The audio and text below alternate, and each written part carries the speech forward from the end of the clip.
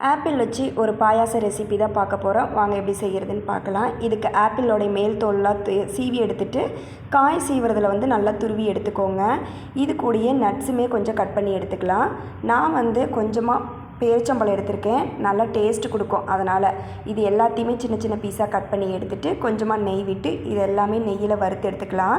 பாலில் வந்து சேமியாவையுமே நல்லா வேக வச்சு எடுத்துக்கிட்டேன். நல்லா வெந்து வந்துருச்சு. நெய்யில் வறுத்து வச்சுருக்க நட்ஸுமே இது கூட சேர்த்து கொஞ்சம் நேரம் வேக வச்சுக்கலாம். கொஞ்சம் அசந்ததும் வேறத்தனத்தை காமிச்சிட்டோம்.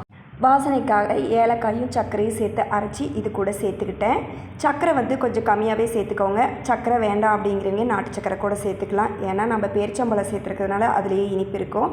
இப்போ துருவி வச்சுருக்கிற ஆப்பிளையும் சேர்த்தோமா ஆப்பிள் பாயாசம் ரெடிங்க.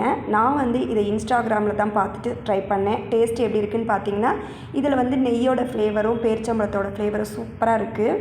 பஞ்சாமிரதம் சாப்பிட்ட மாதிரியே இருக்குது. அப்படியே முருகருக்கு கொஞ்சம் வச்சிடலாமே.